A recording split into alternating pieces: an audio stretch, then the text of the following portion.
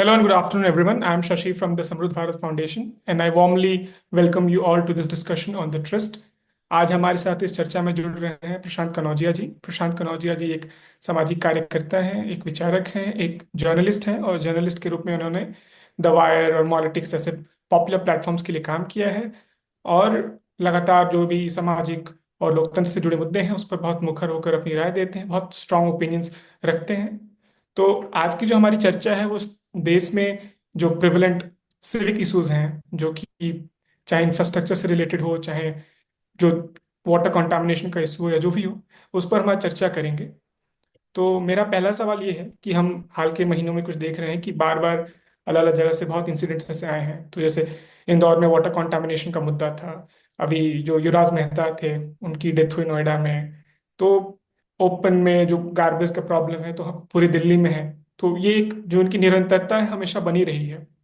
तो इन जो घटनाएं हैं इनको क्या हम अलग अलग डिस्पैरेट इवेंट्स के रूप में देख सकते हैं, या एक स्ट्रक्चरल फेलियर, एक सिस्टेमिक फेलियर वो हमें दिखता है इन घटनाओं के माध्यम से?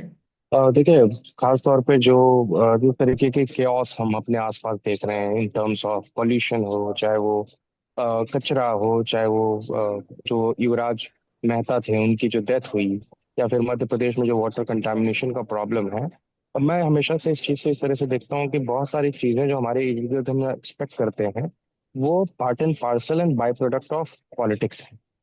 किस तरीके की पॉलिटिक्स आप करते हैं, उस आधार पर ये निर्भर होता है कि किस तरीके के मुद्दे आपकी पॉलिटिकल सिस्टम हल करने की कोशिश करेगी।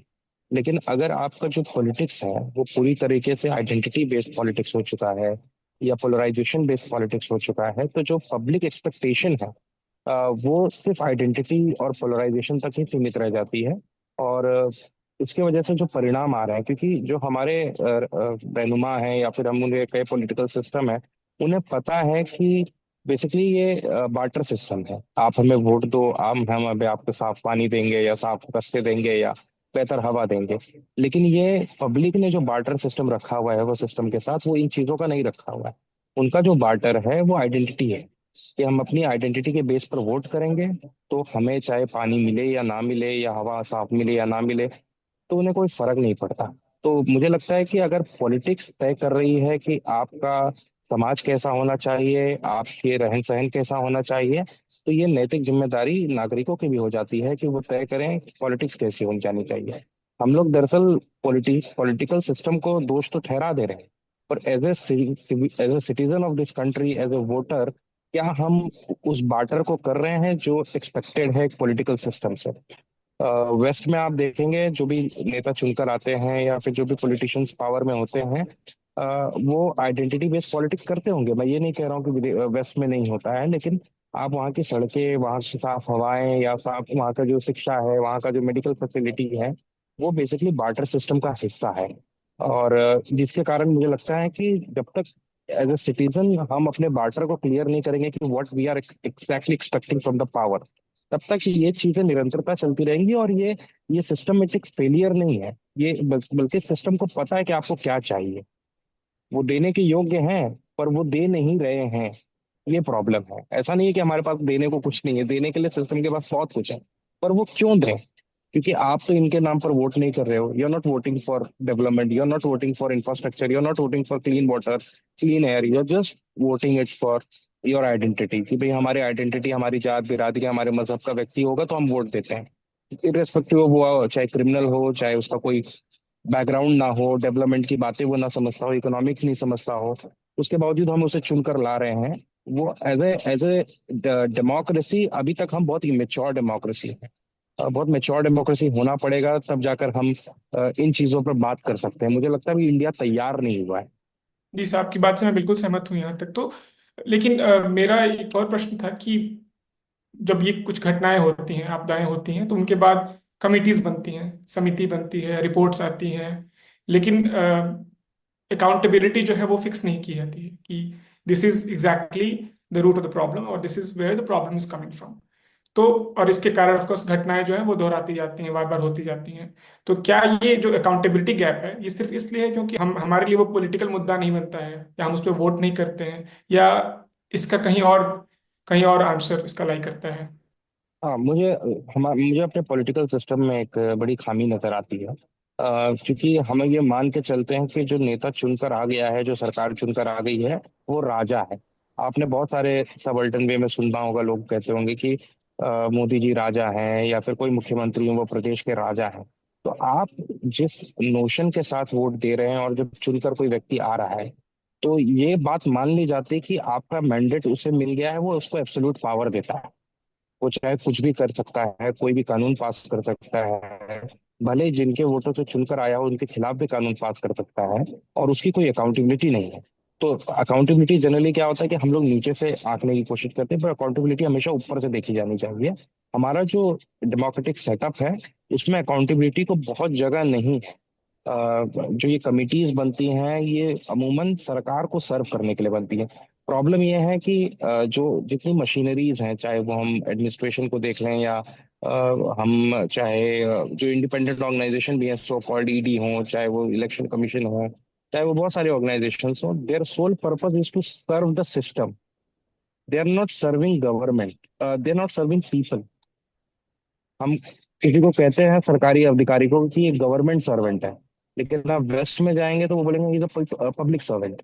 तो ये जो शब्द में आपको बहुत आम लगते होंगे, बहुत लोगों को लगता होगा को रिलेटेड वर्ड है public servant, government servant, but it's very difficult. Accountability तब आएगी जब ये ऑर्गेनाइजेशन, जो ये इंस्टीट्यूशंस हैं, they are accountable towards public, they are not accountable towards public, they are accountable towards government. वो गवर्नमेंट की साख, गवर्नमेंट की जो इज्जत है, उसको बचाने के लिए लगातार काम करते रहे हैं।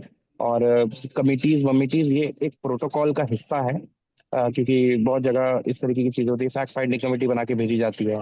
कुछ अधिकारी जाते हैं, कुछ मंत्री जाते हैं जायजा लेने के लिए कि ये क्या हुआ है क्या, पर उसका सोल्यूशन नहीं आता। ये जो कमिटीज हैं, लेकिन फैक्ट फाइंडिंग तो कर सकती हैं, जाकर वहां पता तो लगा सकती हैं, लेकिन इनके पास कोई सोल्यूशन ओरिएंटेड सिस्टम नहीं है अभी हमारे पास। हम लोग ब्लेम गेम में जाते हैं, बहुत सारी बड़ी घटना हो जाती है तो आप देखते हैं कि जूनियर इंजीनियर को सस्पेंड कर दिया जाएगा, किसी एक एसडीएम को ट्रांसफर कर दिया जाएगा। But the responsibilities are on the very powerful people. ये जो छोटे लोगों को सस्पेंड ट्रांसफर किया जाता है अकाउंटेबिलिटी के नाम पर, they do not hold that gravitas of power to basically have a that sort of decision making, जहां वो बहुत सारी चीजें कर सकते हैं। अब जैसे भारत में बहुत सारे निर्णय होते हैं, उसका उसका जो क्रेडिट है वो प्रधानमंत्री जी को मिलता है, स्टेट में जो होता है वो सीएम साहब को मिलता है। तो क्रेडिट तो सीएम साहब ले रहे हैं, पीएम साहब ले रहे हैं, लेकिन ब्लेम जो ले रहा है वो एक छोटा अधिकारी ले रहा है। और हमें कोई फर्क नहीं पड़ रहा है, क्योंकि हम मान के चल रहे हैं कि कोई इतना बड़ा पावरफुल आदमी कोई डिवाइन शक्ति होगा। सबसे बड़ी दिक्कत ये है कि हमने उसको डिवाइन पावर मान लिया है, वेदर वो इलेक्टेड है, कुछ लोगों के वोट से चुनकर आया है, फिर भी वो डिवाइन पावर है। और हमारे यहाँ ये रहा है कि डिवाइन पावर को क्वेश्चन नहीं करते हैं। तो ये एक समस्या है। हमें लगता है कि डेमोक्रेटिक रिवैम्प की जरूरत है। हम लोग आपको भले दुनिया के पटल पर जाकर कहते हो कि हम दुनिया की सबसे बड़ी डेमोक्रेसी हैं, पर दुनिया की सबसे बड़ी डेमोक्रेसी का मतलब आज तक सरकारें भी नहीं समझा पाई हैं। बेसिकली इंफ्रास्ट्रक्चर, या फिर आपकी इकोनॉमी, 4 ट्रिलियन की इकोनॉमी को लोग एक तरीके से ग्लोबल पावर के रूप में देखते रहे हैं। पर मुझे लगता है कि नागरिकों के साथ किस तरीके का व्यवहार सरकारें करती रही हैं, नागरिकों की जीवन शैली में क्या बदलाव आया है, या फिर मुझे लगता है कि जस्टिस सिस्टम जिस कंट्री का सबसे पावरफुल होता है, वही कंट्री एक आइडियल कंट्री होती है, वही कंट्री एक आइडियल डेमोक्रेसी होती है। जस्टिस सिस्टम नहीं है। आप देखिए युवराज मेहता के का डेथ हुआ, उसके बाद कोई जस्टिस सिस्टम नहीं। उन्होंने क्या किया, एक जेई को ट्रांसफर कर दिया, एक सीईओ का तबादला कर दिया। But what about accountability? अगर आप ये गलती करें तो आप पे तो सरकार शिकंजा कसेगी, लेकिन सरकारी महकमों में काम करने वाले जिम्मेदारान को एक तरीके से फ्री पैसेज दे दिया जाता है, जिसकी वजह से, और लोग भी डरते हैं, लोग समझते हैं कि लोगों की एक मानसिकता है भारत में कि सरकार सर्वोपरि है, सरकार जो चाहे वो कर सकती है। और ये सब देखा भी गया है कि सर अगर पुलिस चाह ले कि शशि या प्रशांत जेल में होने चाहिए तो वो होंगे, इसके लिए क्राइम करने की जरूरत नहीं है। तो बहुत सारे चेक्स एंड बैलेंस होने की जरूरत होती है डेमोक्रेसी में। इंडिपेंडेंट ऑर्गेनाइजेशंस नहीं है। इलेक्शन कमीशन एक समय में इंडिपेंडेंट होता था, लेकिन अब उसका जो उसके जो चुनाव है वो सरकार के लोग करते हैं, जिसमें 3 समिति होती है, एक लीडर ऑफ ऑपोजिशन, एक प्रधानमंत्री और एक मंत्री और सरकार का होगा। तो ये एक ऑप्टिक के रूप में डेमोक्रेसी को नहीं चलाया जा सकता। Democracy is very core thing, जिसको जिसको लेके अभी तक हम गंभीर नहीं है। बिल्कुल सर। और डेमोक्रेसी को जैसे समझते हैं सिर्फ एक चुनाव तक रिड्यूस करके रख देते हैं, पॉलिटिकल पार्टिसिपेशन, नॉट पॉलिटिकल, बस इलेक्टोरल, पॉलिटिकली प्रॉपरली नहीं। मेरा एक क्वेश्चन अगला जो है वो इससे थोड़ा सा है कि एक जो तर्क करंट रूलिंग डिस्पेंसेशन के फेवर में कहा जा सकता है कि ठीक है, ये घटनाएं हो रही हैं, पर ये घटनाएं ऐसा नहीं है कि सिर्फ इसी सरकार में हो रही हैं, ये पहले भी होती थी। तो क्या ऐसा कुछ है जो पेक्यूलियर पर्टिकुलर है इस सरकार में, जो कि कह सकते हैं कि भाजपा को कांग्रेस से डिफ्रेंशिएट करता है, कि पहले की सरकारों में घटनाएं तो हमेशा होती थी, हमेशा से ही रही हैं, पर क्या उस रिस्पॉन्स में कुछ डिफरेंस था, जो रिएक्शन होता था उसमें कुछ अंतर था, या अंतर नहीं था, ये हमेशा से ऐसा रहा है? देखिए, कांग्रेस और भाजपा में एक बहुत ही बुनियादी बदलाव ये है मोरालिटी का। बाकी सरकारें तो देखो चलती रहेंगी, हादसे भी होते रहेंगे। इसमें ऐसा नहीं है कि कोई मंत्री जाके अपने हाथ से हादसा कर दे रहा है या कुछ हो जा रहा है। वो बेसिकली एक निरंतरता होती है फेलियर्स की, जिसके बाद उसका एक बड़ा कॉन्सिक्वेंसेस आपको नजर आता है। तो ये तो चीजें होती रहेंगी, लेकिन दिक्कत ये है कि मुझे अभी भी याद है कि जब एक बड़ी रेल घटना हुई थी, तो इस देश के डिफेंस मिनिस्टर जो उस समय के तत्कालीन गृह मंत्री राजनाथ सिंह जी थे, उन्होंने कहा ये भारतीय जनता पार्टी है, यहाँ इस्तीफे नहीं होते। लेकिन हम्म। हमने वो भी दौर देखा है कि जब एक मामूली ट्रेन हादसे में इस देश का एक बहुत बड़ा नेता लाल बहादुर शास्त्री अपना इस्तीफा पेश कर देते हैं। तो ये भी एक दौर रहा है, नैतिकता का एक दौर रहा है जब बड़ा हादसा कुछ होता है। इवन नीतीश कुमार के आप पुराने वीडियोस उठा के देख लीजिए, रेल हादसे के बाद उन्होंने क्या किस तरीके का स्टेटमेंट दिया कि I don't have any authority to be on this position. और इस देश का आप लगातार देखिए रेल हादसे हो रहे हैं, लेकिन अश्विनी वैष्णव साहब जो हमारे रेल मंत्री हैं, उन्होंने कभी इसकी मॉरल रिस्पॉन्सिबिलिटी भी नहीं ली। मैं कहता हूँ कि आप इस्तीफा भी मत दीजिए, पर एटलीस्ट आकर अपनी खामियों को स्वीकार करिए। आप क्यों ये बात को स्वीकार करने से डरते हैं कि आप गलती हो सकती है आपसे भी, क्योंकि एक बहुत ही कॉम्प्लेक्स सिस्टम को आप हैंडल कर रहे हैं और ये चीजें होती रहती हैं, लेकिन आपको उसकी रिस्पॉन्सिबिलिटी लेनी है। प्रॉब्लम ये है कि जब आप रिस्पॉन्सिबिलिटी नहीं लेते, कांग्रेस के सरकार के दौरान मैंने देखा कि जब ताज का मामला हम्म। हुआ, तो महाराष्ट्र के तत्कालीन मुख्यमंत्री विलासराव देशमुख का इस्तीफा हुआ, देश के गृह मंत्री शिवराज पाटिल का इस्तीफा हुआ, और यहाँ पुलवामा हुआ, यहाँ लगातार पठानकोट हुआ, लेकिन अमित शाह ने बिल्कुल भी उसकी रिस्पॉन्सिबिलिटी नहीं ली। मणिपुर के अंदर महिलाओं को नग्न अवस्था में सड़कों पर घुमाया गया, उसके बाद भी हमारे गृह मंत्री ने उसकी जिम्मेदारी नहीं ली। दिल्ली आज के डेट में भले ही नेशनल कैपिटल हो, बट एक बहुत बड़ा क्राइम हब है। न्यू ईयर में पहले 15 दिन में ही दिल्ली के अंदर 25 से 30 हत्याएं हो चुकी हैं। तो वहां तो गृह मंत्री जिम्मेदारी नहीं ले रहे हैं। गृह मंत्री तो चुनाव प्रचार में व्यस्त है, और वहां जाकर वो हर राष्ट्र को नंबर 1 बनाने की बात कर रहे हैं। वो आप करिए, चुनाव लड़वाना की आपकी जिम्मेदारी है, या आपका काम हो सकता है, पर एज ए पब्लिक रिप्रेजेंटेटिव ये आपकी नैतिक जिम्मेदारी है कि अगर कुछ भी फेलियर होता है तो आपको उसकी जिम्मेदारी लेनी चाहिए और इस्तीफा देना चाहिए। तो वो जो मोरालिटी का प्रॉब्लम है ना, अब जैसे राहुल गांधी और नरेंद्र मोदी में एक बहुत बड़ा अंतर है कि Narendra Modi wants power at any cost, Rahul Gandhi don't want power at any cost. उनका है कि भाई हम पावर लेंगे, लेकिन उसको ना पोलराइज करेंगे, ना नफरत की बात करेंगे, ना कपड़ों से पहचानने वाली बात करेंगे, ना किसी को आंदोलन जीवी कहेंगे। वो बात करेंगे इम्पोर्टेंट, भाई हमारे जो एमएसएमईज हैं वो खत्म हो रहे हैं, उसकी बात करेंगे। दो it is very difficult task, क्योंकि लोग आइडेंटिटी की जब पॉलिटिक्स करते हैं तो उन्हें मजदूर क्या सोचता है, किसान क्या सोचता है, इसकी बहुत ज्यादा समझ नहीं होती, क्योंकि सब बहुत ही पर्सनलाइज्ड वे में लोग वोट करते हैं इंडिया में। कम्युनिटी फीलिंग नहीं है इंडिया के अंदर वोटर्स में। वो ये नहीं देखते कि अगर कोई चुनकर आएगा, कोई ये कैंडिडेट आएगा तो हमारे मोहल्ले का भला होगा। वो ये देखता है कि क्या ये जीत कर आया तो विधायक जी से मेरी क्लोजनेस काम आएगी कि नहीं आएगी, या सांसद जी से मेरी क्लोजनेस काम आएगी कि नहीं आएगी। वो जो कम्युनिटी फीलिंग है ना, उस वो लैक करते हैं हम। और फर्क यही है कि पावर को ग्रैब करना है एट एनी कॉस्ट, या पावर को लेना है विद द स्ट्रगल और इंटैक्ट रहना अपने आइडियोलॉजी पर। तो ये एक बड़ा डिफरेंस है, क्योंकि जो आइडियोलॉजिकल पावर ग्रैबिंग होगी, जो राहुल गांधी बिना नफरत की बात किए अगर वो प्रधानमंत्री बनते हैं, तो मुझे नहीं लगता वो इस तरीके का काम करने की जरूरत पड़ेगी। प्रॉब्लम ये है कि नरेंद्र मोदी इतने निरंकुश इसलिए नजर आते हैं क्योंकि उनको पता है कि आइडेंटिटी बेस पर हमने वोट लिया है, तो लोगों के मुद्दों को हल करना है हमारी जिम्मेदारी नहीं है। इकोनॉमिक्स पर बात नहीं हो रही है। हम बार बार इस बात को कहते हैं कि हम 4 ट्रिलियन की इकोनॉमी बनने जा रहे हैं, हम दुनिया की तीसरे नंबर की सबसे बड़ी आर्थिक ताकत बनने जा रहे हैं, पर दूसरी तरफ हमारे लोग दुनिया में पर कैपिटा इनकम के मामले में 144वें रैंक पर है। तो इस बात को बार बार दबाया जा रहा है। सरकार क्या बोल रही है, मीडिया में आकर उनके प्रवक्ता कह रहे हैं कि भाई हम तो 4 ट्रिलियन की इकोनॉमी बनने जा रहे हैं, हमारे तो तीसरी दसवीं बड़ी इकोनॉमी होगी। मैं क्या करूं? एक मजदूर को इकोनॉमी जीडीपी नहीं समझ में आता, उसे ये समझ में आता है कि रोटी की कीमत क्या है। रोटी की कीमत बढ़ चुकी है, आमदनी नहीं बढ़ी है। आज मैं गोल्ड का प्राइस देख रहा था, 1,80,000 रुपया तोला सोना है आज की डेट में। अभी मैं जस्ट चेक कर रहा था। तो एक गरीब आदमी जो अपने बच्चों की शादी करता था, तो 50,000 रुपए में एक, कांग्रेस के दौर में, एक चेन एक अंगूठी दे देता था। आज के डेट में उसको एक बेसिक ऑर्नामेंट भी अगर अपने बच्चों को देना है या शादी में देना है, तो you have to spend at least 3 to 4 lakh rupees. Problem ये नहीं है कि 3 से 4 लाख रुपए स्पेंड करना है, प्रॉब्लम ये है कि क्या आमदनी बढ़ी है क्या।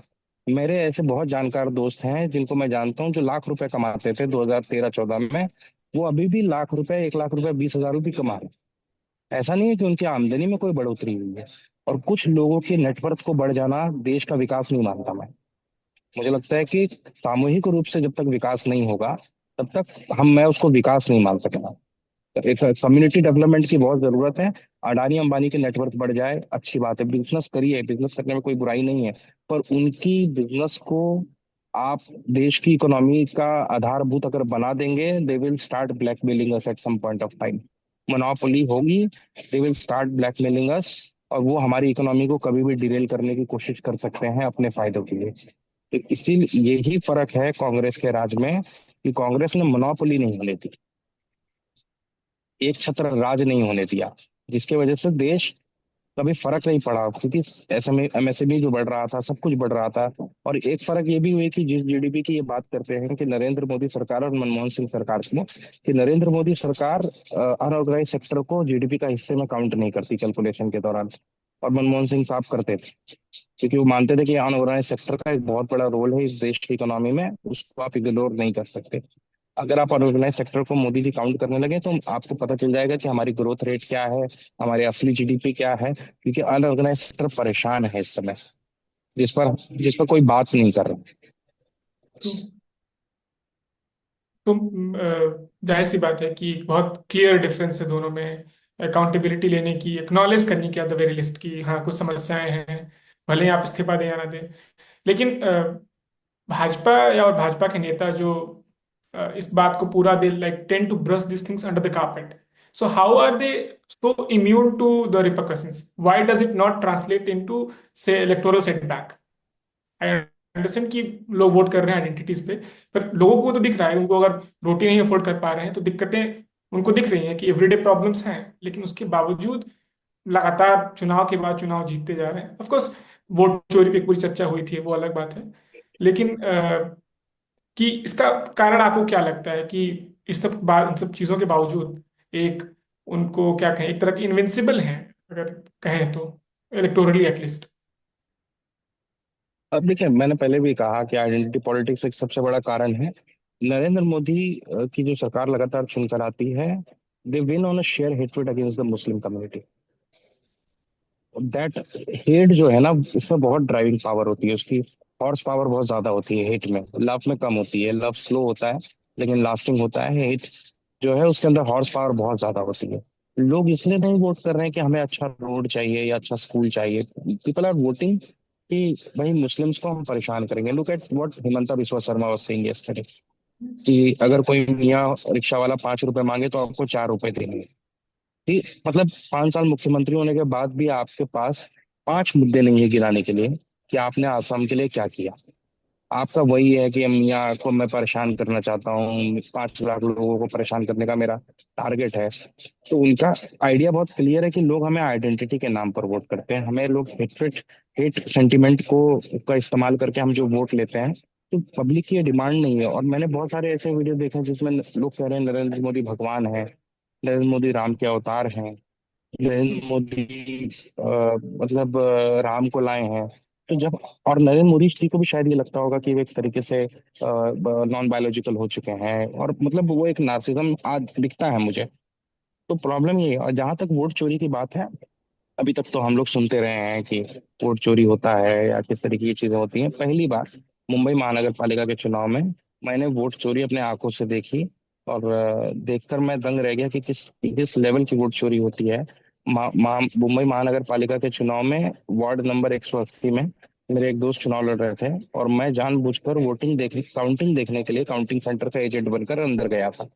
और मैंने लिटरली देखा कि 3 मशीन के सील टूटे हुए थे, 3 मशीन का क्यूआर कोड अलग था, जो सॉरी बार कोड जो नंबर था वो अलग था।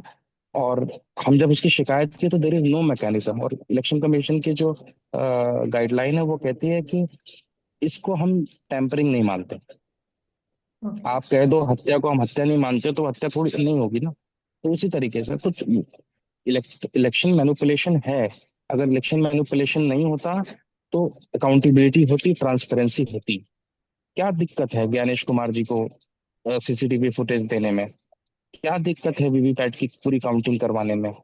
क्या दिक्कत है उन्हें सारी ये जो डेटा वो अपलोड करते हैं उसको इमेज फॉर्मेट में सबमिट करते हैं ताकि लोग उसको यूज ना कर पाए ठीक से? वो उसको एक्सेल फॉर्मेट में या पीडीएफ फॉर्मेट में नहीं अपलोड करते, वो उसको इमेज फॉर्मेट में अपलोड करते हैं। तो मतलब आपके चोर के दाढ़ी में तिनका है। मैं ये नहीं कह रहा हूँ कि इलेक्शन कमीशन पूरी तरह भ्रष्ट है, लेकिन मुझे ये चीज नजर आती है कि और जाहिर सी बात है इलेक्शन कमीशन के अपने कोई एम्प्लॉय नहीं होते। ये हम्म। भी है, उसके जो एम्प्लॉयज होते हैं वो स्टेट गवर्नमेंट के एम्प्लॉय होते हैं। अगर टीचर्स वगैरह। भारतीय जनता पार्टी की सरकार उत्तर प्रदेश में है तो सारे जो एम्प्लॉय हैं वो भारतीय जनता पार्टी सरकार के अफसरों के आदेश को मानेंगे। बहुत सारे ऐसे मामले हैं जैसे एसआईआर में बीएलओ कह रहा है कि मुझ पर दबाव बनाया जा रहा है मुसलमानों का नाम काटने के लिए, मुझ पर दबाव बनाया जा रहा है डेमोग्राफिक चेंजेस लाने के लिए वोटर लिस्ट में। तो ये सारी चीजें कोइंसिडेंस तो नहीं हो सकती। ये सारी चीजें इंगित करती हैं कि बहुत गड़बड़ियां हैं। और मुझे लगता है कि इलेक्शन कमीशन की ये नैतिक जिम्मेदारी है वो आकर इसको क्लियर करें। उन्होंने तो कहा कि क्या हम अपने बहू बेटियों का वीडियो दे सकते हैं? ये कोई बात है? आप मतलब ये हास्यास्पद नजर आता है। क्योंकि ऐसा नहीं है, वो वीडियो हम देखना चाहते हैं क्योंकि लगातार ये देखा गया है कि 8 वोटर 8 जगह वोट कर रहा है। चाहे वो बिहार के अंदर नजर आया, चाहे वो कर्नाटक के अंदर नजर आया, उस पर कोई अकाउंटेबिलिटी नहीं। तो मुझे लगता है कि जो अकाउंटेबिलिटी से भागता है, यानी कि मैं मानता हूँ कि उसके अंदर चोर की दाढ़ी में तिनका है। और इलेक्शन मैनिपुलेशन सिर्फ ईवीएम में नहीं होता है, इलेक्शन मैनिपुलेशन आपके बीएलओ लेवल से होता है। मध्य प्रदेश में भी एक घटना सामने आई कि भारतीय जनता पार्टी का एक पार्षद है, वो कहता है कि हमें भाजपा ऑफिस से, विधायक जी के ऑफिस से कैंसिलेशन के फॉर्म मिले थे और वो हमने जाकर सबमिट कर दिए। तो उसमें से एक व्यक्ति ने फोन करके पूछा कि आपने मेरे कैंसिलेशन का फॉर्म क्यों दिया? बोला हमें नहीं पता, हमें तो भाजपा से ऑफिस से दे दिया गया। तो मतलब एक तरीके से आप लोगों का नाम कटवाने के लिए प्रयास कर रहे हैं। आप उसके बाद लोगों का नाम एसआईआर के तहत आप लोग कई लोगों का नाम बाहर करना चाहते हैं, लोगों को परेशान करना चाहते हैं।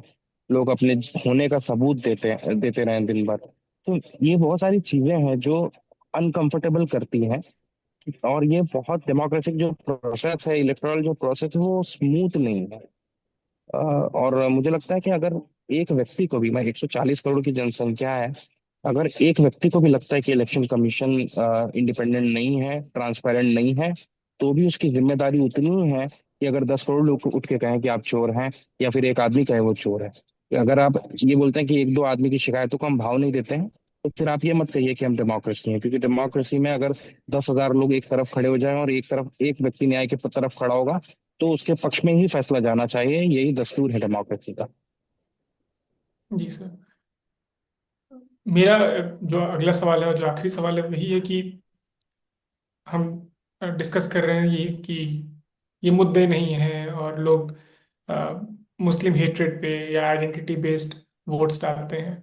तो ये जैसे पोल्यूशन का मुद्दा हो गया, इंफ्रास्ट्रक्चर का मुद्दा हो गया, इनको पॉलिटिसाइज कैसे किया जाए? इनको पॉलिटिकल मुद्दा, जो एटलीस्ट जो अपोजिशन पार्टीज हैं, जो प्रोग्रेसिव पार्टीज हैं, जो जो क्लेम करती हैं कि हम जाति और धर्म की राजनीति नहीं करते हैं, वो कैसे इसको एजेंडा बनाए, और एजेंडा बनाने से ज्यादा कम्युनिकेट कैसे करें, लोगों तक कैसे पहुंचाएं कि these are the issues that we are fighting on. देखिए मैं ये मानता हूँ कि मौजूदा जो सरकार है उससे ज्यादा जो डेमोक्रेसी थी वो लॉर्ड माउंटबेटन के दौरान थी। वहां फिर भी एक रूम था, बातचीत था, और सब कुछ का, क्योंकि ये देश सत्याग्रह की उपज है। ये देश प्रोटेस्ट की उपज है। और क्योंकि हमारे यहाँ उस तरीके का रेवोल्यूशन नहीं हुआ जो वेस्ट में हुआ कि सोसाइटी बहुत ज्यादा बदल जाएगी। फिर भी हमने एक तरीका ढूंढा कि विदाउट वायलेंस भी बड़े बड़े काम इस देश में अंदर हो सकते हैं और होते रहे हैं। जो किसान आंदोलन के दौरान हमने देखा कि जो नरेंद्र मोदी सरकार एडमेंटली बहुत सारे कानूनों को जबरदस्ती लागू करती थी, वो कानून उसे वापस लेना पड़ा। सिंबॉलिक रूप से ही वापस लिया गया, लेकिन वो लिया गया। वो आकर मीडिया के सामने बोलना कि मैं ये माफी मांगता हूँ और किसानों को मैं समझा नहीं पाया और बिल वापस ले रहा हूँ, ये बहुत बड़ी बात है। तो ये बात तय है कि एक प्रोटेस्ट और सत्याग्रह के माध्यम से आप, और ना ये जो पार्लियामेंट में खड़े होके बोलना, पार्लियामेंट में चीजें रखना, ये ना एक ऑप्टिक्स है। आम आदमी को ये बात लगती है कि पार्लियामेंट में बहुत सारी चीजें होती हैं, पर अगर आपके पास एब्सोल्यूट मेजोरिटी है तो ये सब ऑप्टिक्स नजर आता है। ऑपोजिशन की कोई वैल्यू नहीं है, सरकार को जो पास करना है वो पास करेंगे। मुझे लगता है कि विपक्ष को एक पुनः गांधी जी की तरह, क्विट इंडिया मूवमेंट जिस तरह के हुआ था उस तरीके का एक सत्याग्रह करना पड़ेगा। और मैं हमेशा कहते रहा हूँ, चाहे चुनाव आयोग की पारदर्शिता हो, चाहे AQI की प्रॉब्लम हो, हमारे देश के बड़े विपक्ष के नेताओं को दिल्ली के रामलीला मैदान पर अमरण अनशन पर बैठना होगा।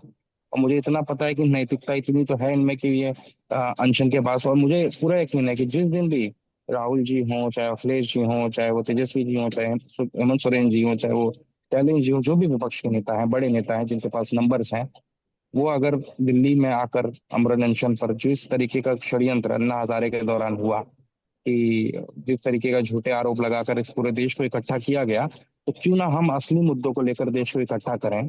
और मैं पूरा यकीन है कि जिस दिन भी राहुल जी या फिर तेजस्वी जी या अखिलेश जी दिल्ली के रामलीला मैदान में अमरण अनशन पे बैठेंगे, तो इस देश का कम से कम 25 करोड़ से 30 करोड़ आदमी अपने घरों को छोड़कर दिल्ली की तरफ कूच कर जाएगा। और यही इस सरकार पर सबसे बड़ा दबाव होगा। सत्याग्रह के बिना आप इस सरकार को नहीं दबा सकते। प्रेस कॉन्फ्रेंस करके, पार्लियामेंट में अपनी भाषण देकर, वो इम्पोर्टेंट है, लेकिन आपको ये समझना पड़ेगा कि आप किससे लड़ रहे हैं। क्या ये हम्म। आइडियल डेमोक्रेसी है कि जहाँ पार्लियामेंट्री डिस्कशन से हर चीजें हल होती हैं? नहीं होती हैं। यहाँ अगर आपको चीजें करना है तो मैं फिर कहता हूँ कि एक बड़ा सत्याग्रह दिल्ली में करना चाहिए, शांतिपूर्ण आंदोलन जिस तरह गांधी जी ने किया था, और पूरा देश उठ खड़ा होगा। और ये AQI की प्रॉब्लम राहुल गांधी की अकेले नहीं है, तेजस्वी यादव या अखिलेश यादव की नहीं, ये हम सब की है। तो जनता को भी सोचना पड़ेगा, ये सिर्फ उनकी जिम्मेदारी नहीं है। क्योंकि AQI से प्रॉब्लम जो है वो आम गरीब लोगों को ज्यादा हो रही है, मजदूर वर्ग को ज्यादा हो रही है। 18% जो डेथ्स हैं, जो रेस्पिरेटरी प्रॉब्लम्स है, वो बिकॉज ऑफ AQI है। तो हमें समझना पड़ेगा कि लीडर्स को आगे आना पड़ेगा, और लेकिन जनता को भी आगे आना पड़ेगा। This is not a political मुद्दा। AQI is not a political मुद्दा। AQI इज अ सर्वाइवल का मुद्दा है हमारा। ये देश सांस लेने योग्य बचेगा ही नहीं। तो ये पार्लियामेंट, ये बड़े बड़े जो म्यूजियम आप बना रहे हो, किसके लिए बना रहे सर एक मेरा थोड़ा सा इससे अलग जाते हुए प्रश्न था कि हो? जो ये एवरीडे ब्रेड एंड बटर मुद्दे हैं, जो पोल्यूशन का मुद्दा है, इन सब पे जब हम चर्चा करते हैं तो जनरली एक क्या होता है कि डिटैच्ड फॉर्म में मतलब बातें होती हैं, इन द सेंस कि मैं जो तर्क ये देना चाह रहा हूँ कि जब एटलीस्ट प्रोग्रेसिव पार्टी से बातें करें तो द सेम टाइम वो इस्लामोफोबिया या जातिवाद, इन सब मुद्दों को जोड़ के बातें करें। इन दोनों को एक की सिर्फ बिल्कुल, इकोनॉमिक प्रॉब्लम्स और सामाजिक प्रॉब्लम्स अलग अलग तरीके से ना देखा जाए। तो आपका इस पे बिल्कुल। क्या? नहीं, मुझे मुझे लगता है कि सारी जो सामाजिक प्रॉब्लम है, चाहे आर्थिक प्रॉब्लम है, एक दूसरे से को रिलेटेड है। और जब हम बात करते हैं किसी एक मुद्दे को लेकर, तो जरूरी नहीं है एक मुद्दा ही इंपॉर्टेंट हो, क्योंकि इस देश के अंदर हर मुद्दा, हर समाज का, हर कम्युनिटी का अपना मुद्दा है। चाहे वो देश में उत्पन्न जातिवाद का मसला हो यूनिवर्सिटियों के अंदर, चाहे वो इस्लामोफोबिया का मामला हो, जहाँ लगातार हेट स्पीच को एक तरीके से पेट्रोनाइज कर दिया गया है और देर इज नो एक्शन। अपनी ओथ, जो CM ओथ लेते हैं कि मैं न्याय द्वेष के बिना लोगों के साथ न्याय करूंगा, उस ओथ को तोड़ते हैं, तो उसकी भी कोई अकाउंटेबिलिटी नहीं है। तो मुझे लगता है कि अगर आप देश को देखना चाहते हैं, तो देश का एक ऑप्टिक्स आपने मीडिया के माध्यम से दुनिया भर में क्रिएट कर दिया हो कि हम हमारे दोस्त हैं, यूरोप हमारा दोस्त है। लेकिन उसके बाद हमें ये भी देखना पड़ेगा कि हमारा जो आम नागरिक है वो क्या कमा रहे हैं, क्या वो अपने परिवार का पालन पोषण कर सकते हैं। आज के डेट में 25,000 रुपये कमाने वाला एक आदमी अपने बच्चों को अच्छे स्कूल में नहीं दे सकता, क्योंकि स्कूल के फीस को हम जानते हैं। अब मेरे नेस और नेफ्यू जाते हैं स्कूल, उनके साल की फीस 1.5 1.5 लाख रुपए। तो जो मिडिल है वो एक तरीके से अफोर्ड करेगा, अफोर्डेबिलिटी पूरी तरह खत्म हो चुकी है। और मुझे लगता है कि एक तरफ हम जातिवाद मिटाने की बात कर रहे हैं, बहुत सारे प्रयास हुए हैं, बहुत सारे पॉलिटिकल अपराइजिंग हुई है जिसके माध्यम से बहुत सारे ऐसे लोगों को पॉलिटिकल इक्विटी तो मिली है, पर अभी भी ना वो सोशल और फाइनेंशियल इक्विटी लैक करती है। और हमने क्या किया है, पॉलिटिकल रिप्रेजेंटेशन और पॉलिटिकल इक्विटी को ही सब कुछ मान लिया है। बिल्कुल। हमने सोच लिया है कि किस समाज के दो नेता बन गए तो उस समाज को न्याय मिल गया, किस समाज का राष्ट्रपति बन गया तो उस समाज को न्याय मिल गया, एक आदिवासी अगर राष्ट्रपति बन जाए तो आदिवासी समाज को न्याय मिल जाएगा। हमने सबसे प्रॉब्लम है कि हमने रिप्रेजेंटेशन और आइडेंटिटी को ही अपलिफ्टमेंट का जरिया मान लिया है, और हमने सोशल कंडीशनिंग और हमारी जो फाइनेंशियल प्रॉब्लम्स थी उसको पूरी तरह अनदेखा करके। मैं अभी भी कहता हूँ कि मैं दलित समाज से आता हूँ। कुछ करके पॉलिटिकल रिप्रेजेंटेशन के नाम पर मेरा भला हो जाएगा, इसकी पूरी गारंटी। लेकिन मेरे जो पीछे जो कम्युनिटी है, जो एक वक्त की रोटी दो वक्त की रोटी की मोहताज है, उसका भला कैसे होगा, इस पर हम नहीं सोचते। और मैं अभी भी कहता हूँ पॉलिटिकल रिप्रेजेंटेशन, पॉलिटिकल इक्विटी अब इम्पोर्टेंट नहीं है इस देश में। रिजर्वेशन के नाम पर बहुत सारे रिप्रेजेंटेशन तो आ ही रहे हैं, बिल्कुल। SC ST OBC कम्युनिटी के बहुत सारे लोग चुनकर तो आ रहे हैं। प्रॉब्लम ये है कि ये पॉलिटिकल इक्विटी और पॉलिटिकल रिप्रेजेंटेशन के नाम पर हमें वो सोशल और फाइनेंशियल इक्विटी से दूर कर देना चाहते हैं। हम्म, मैं और मैं उससे भी बहुत ज्यादा तकलीफ है मुझे, खास तौर पर जो अप्रेस कम्युनिटी के लीडर्स हैं वो कहते हैं कि हम तुम्हें शोषक नहीं, हम तुम्हें शासक बनाना चाहते हैं। हम्म, तो 545 ही सांसद हैं, कितने लोगों को आप सांसद बना सकते हो? तो बिल्कुल। आपको फाइनेंशियल इक्विटी क्रिएट करना पड़ेगा, और फाइनेंशियल और सोशल इक्विटी की ही बात एक डिग्निटी आएगी। लोग बोलते हैं ना हम तुमको जॉब देना चाहते हैं। I want job, but I want job with dignity. Job तो हर कोई कर रहा है, पर क्या उस जॉब में डिग्निटी है? क्या वो सेल्फ रिस्पेक्ट को आपके मेंटेन कर रही है वो जॉब? तभी आप खुश रह पाएंगे। अगर आप कोई भी जॉब कर रहे हैं, अगर आपको वहाँ से एक सेल्फ रिस्पेक्ट मेंटेन करने की डिग्निटी मिलती, लिबर्टी है, डिग्निटी मिल रही है, तो ही आप उसको लंबे समय तक कर पाएंगे। अथवा वो सर्वाइवल का मुद्दा हो सकता है, जो political equity, it could be a survival problem, but in the long run you have to still focus on the social and the financial equity. I don't want to see a lot of Dalit in parliament. I want to see a lot of Dalits in the Forbes list. That will solve more problem. True true. I absolutely agree with you. क्योंकि representation वगैरह का भी जो status को maintain करने के लिए इस्तेमाल करने लगे हैं लोग कि राइट। इस कम्युनिटी के लोग ला के रख दो और चीजें वैसी ही रखो। बिल्कुल, मैं पूरा किसी को समझ। भी आप ले आओ, रामनाथ कोविंद जी आए थे, कितना उन्होंने दलितों का उद्धार हुआ उससे? या कोई, या APJ अब्दुल कलाम साहब थे तो उनसे मुसलमानों का कितना उद्धार हुआ? तो कम्युनिटी के उद्धार को आप रिप्रेजेंटेशन से मत जोड़िए। आप ये देखिए कि उस समाज के कितने लोग गरीबी रेखा से ऊपर आए हैं, उस समाज के लोग कितने फोर्ब्स की लिस्ट में आ रहे हैं, कितने लोग हैं जो अल्ट्रा हाई नेटवर्थ इंडिविजुअल बन रहे हैं, रिच बन रहे हैं। मैं उस पर फोकस करना चाहता हूँ। मैं लोगों को कहना चाहता हूँ अब हो गया, पॉलिटिकल सिस्टम हमारा क्लियर है, वो स्टैग्नेंट है, उसमें बहुत बदलाव नहीं आ सकता। अब उसका बदलाव अगर आपको सोशली बहुत चेंज करना है, तो आपको, मुझे लगता है कि यही है, make more people millionaire. I want more to see more women, more tribals, more Muslim people to be in the Forbes list, to be in the list of millionaire rather than seeing on the list of the parliament. It doesn't solve any problem. Thank you so much sir for joining us and it was a very enriching discussion. Thank you so much. Sure. Thank you so much.